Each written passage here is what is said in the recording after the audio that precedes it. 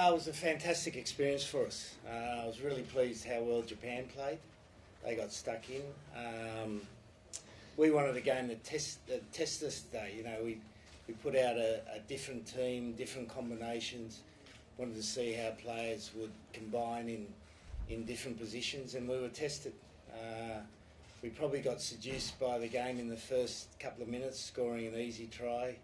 Players then subconsciously think it's going to be easy, and we knocked off a little bit in our attitude and our effort, which is disappointing. But I thought our second half response was excellent. What, if anything, was specifically said at half time, or was it a case of just realigning in terms of intensity? Yeah, no, just get our effort and our attitude better. A couple of technical things. And if you looked at it, the scoreline was 15-10. They had 80% of possession, 65% territory, and 8 penalties to 1. So you can't have more than that and only be 5 points ahead. So we were actually in a pretty good position, but we just needed to find the right way to play in the second half. And Japan's a difficult side to play against if you haven't played against them.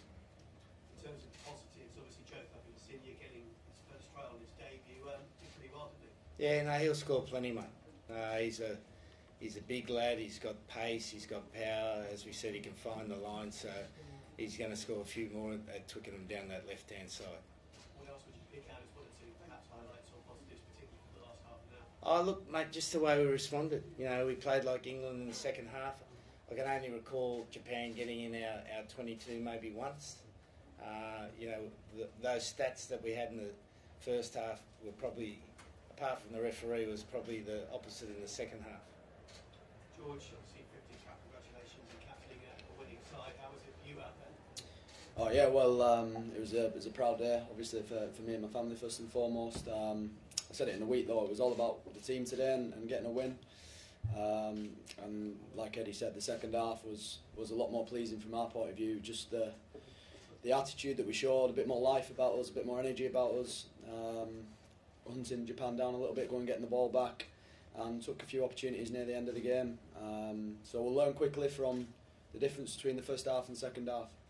And in terms of your pluses, kicked well today. I think it was 5 out of 6 in the end. It was a good day, wasn't it, to kind of have the opportunity to grasp that 10 shirt as you talked about pre-match? Oh yeah, well the lads worked hard second half to put us in positions to win penalties. And in Test match rugby, regardless of who you're playing, you want to take the points when they're on offer. So I was just doing my job, trying to do it as well as I could really to keep the scoreboard ticking over and yeah, rewarding the lads for their hard work. Yeah, Ash just got a slight calf strain. We're not sure how serious it'll be. Apart from that, a few bruised shins. Not much else, mate.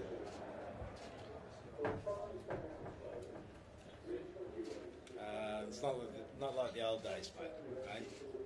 Tone it down. Once you get past 55, you tone it down. No, we just talked about the fact that we need more effort. We need to get stuck in. We weren't getting stuck in, and we did get stuck in the second half, so it's really pleasing for us. Our players will learn a lot about that. And again, I'm really pleased for Japan that they played so well. I saw Leachy afterwards. He reckons he didn't play that well, but I thought he played pretty well. Eddie, second half came on earlier than normal. So is it according to the plan or because of today's game? Well, the plan changes. In fact, I don't think there is a plan. So we just make changes as we see fit. We needed to change the impetus of the game a little bit. Owen's obviously a forceful character and personality, and he came on and did a good job for us. Are there any signs of Alex Wazowski's 4-week layoff there a little bit? Yeah, it was obviously tough for him, mate. But that's what Test match rugby's about. He'll learn from that. He'll come back a better player.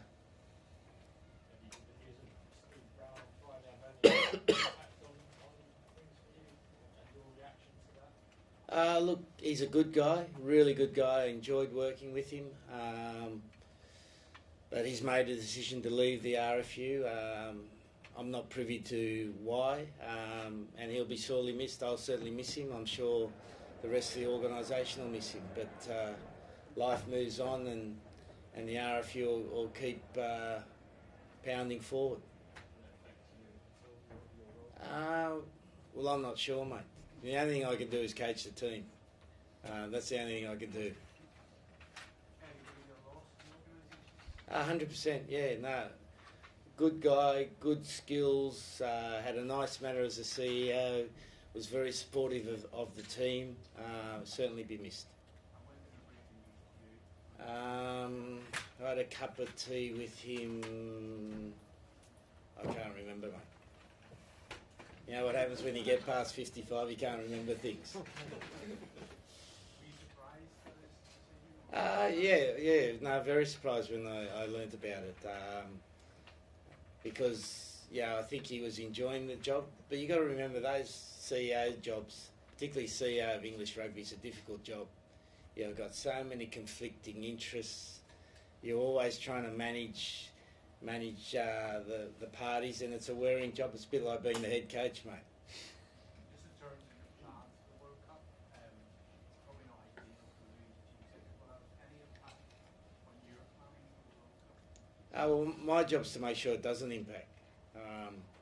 So that's the only thing I can do, yeah. Eddie, what do you expect from the Wallabies next week? Well, they've had a tough year, haven't they? A bit like us. It's their last game for the year, so they'll be looking forward to putting their best performance. Eddie, looking to the Japanese side, your former Brit boys, how do you see your former boys and improvement, and if you have any impressed player from Japanese side? すぐらしいね。本当良くなった。元気いい選手ね。Do you want me to do that in English? No, that'll do. Can I just ask you what is the meaning to the Japan rugby history? Today? Well, I was thinking about it this morning. The first time I brought Japan to Europe, we played against Georgia and Romania. And we had to have pick-up games against the French barbarians in La Havre or something like that in the north of France. The only place where there's English pubs in France. Very, very strange place. I'll probably get in trouble for saying that, won't I?